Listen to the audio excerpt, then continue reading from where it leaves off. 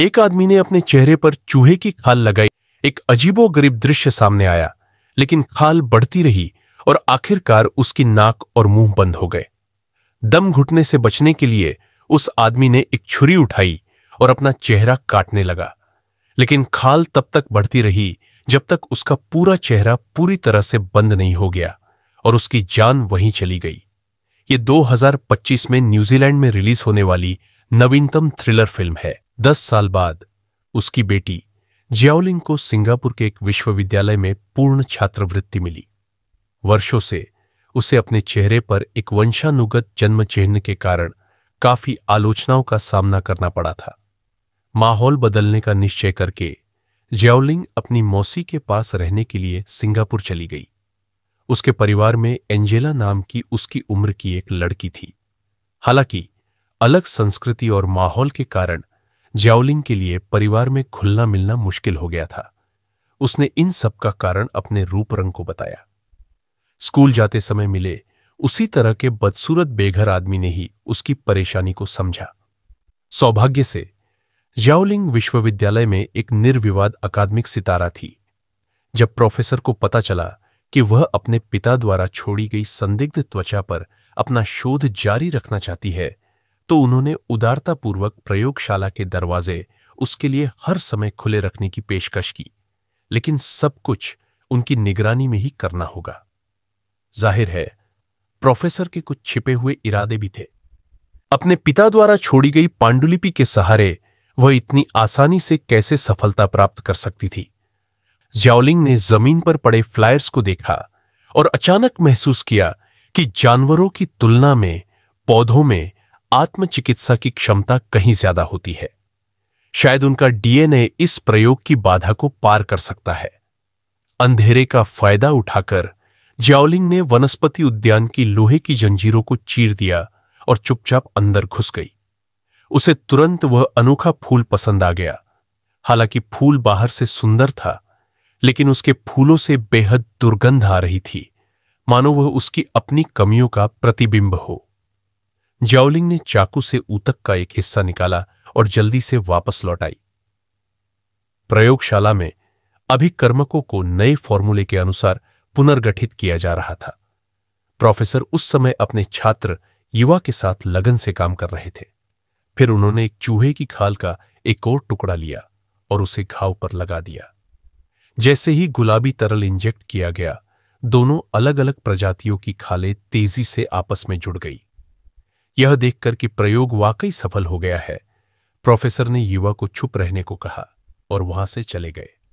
दोनों की अजीब मुद्रा देखकर युवा को लगा कि जियाओलिंग भी उसकी तरह ही एक ऐसी लड़की है जो ऊंचे ग्रेड के लिए अपना शरीर बेचती है। युवा ने एक तस्वीर खींची और गुस्से में कमरे से बाहर निकल गई, दोस्ती का नाटक करते हुए, यह कहते हुए कि बहुत देर हो चुकी है, उसे जियाओलिंग को घर ले जाने दो। लेकिन जैसे ही दोनों चले गए, प्रोफेसर को अचानक एहसास हुआ कि जियाओलिंग अपनी नोटबुक ले जाना भूल गई है, इसलिए उसने हर पन्ने की तस्वीरें लेने की ठान ली। एंजेला, जो घर जाने ही वाली थी, को अचानक एक तस्वीर मिली जिससे वह आगबूला हो गई।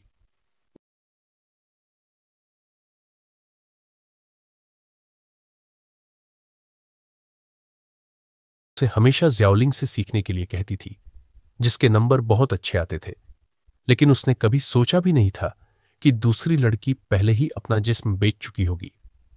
नाराजगी के बावजूद वह अकेली घर चली गई, लेकिन जैसे ही वह अंदर गई, उसने अपने पिता की वेदी को अस्त व्यस्त पाया और एंजेला उस पर चिल्ला रही थी कि वह अपने देश वापस चली जाए।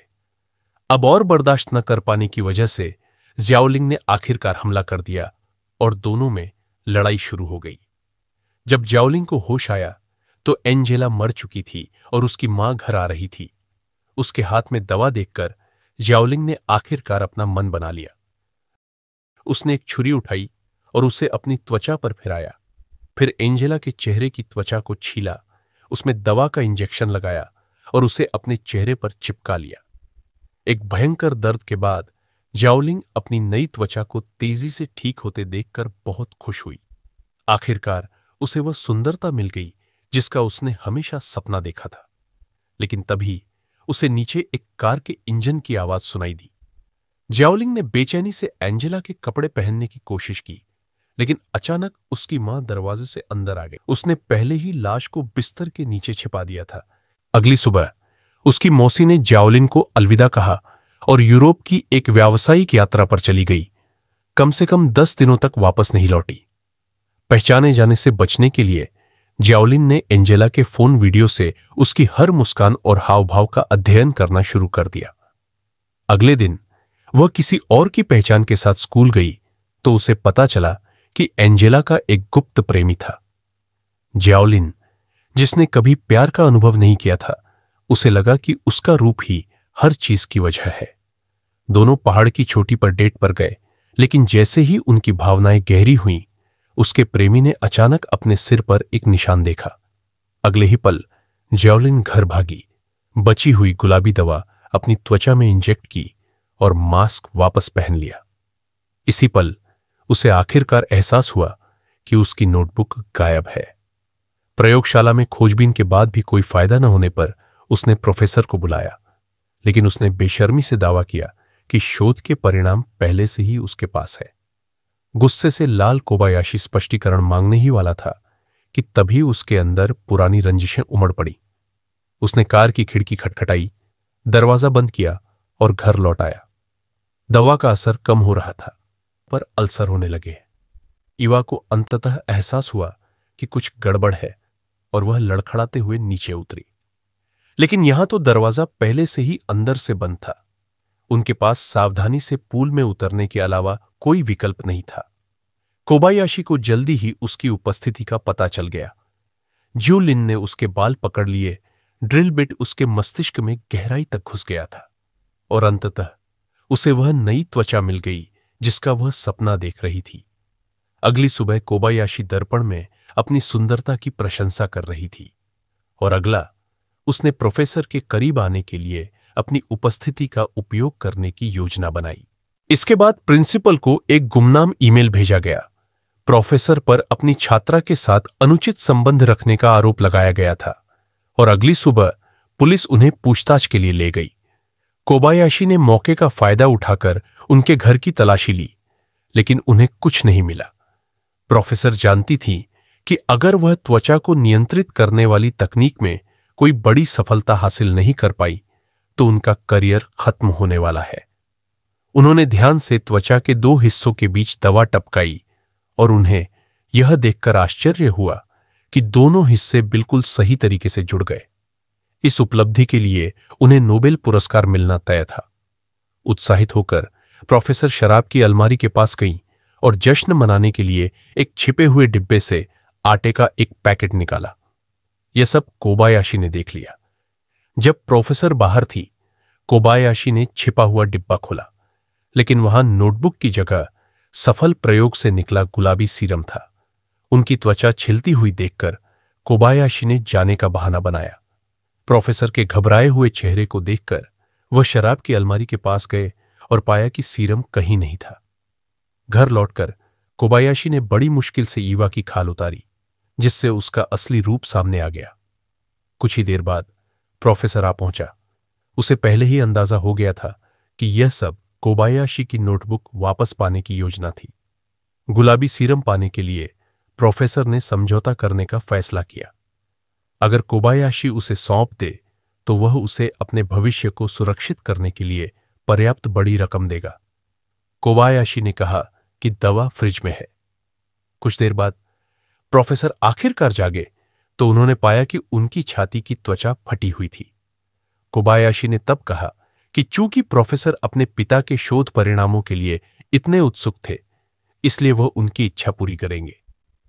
कोबायाशी ने प्रोफेसर की छाती पर त्वचा का एक टुकड़ा रखा और उनके शरीर में एक नारंगी तरल इंजेक्ट किया गया।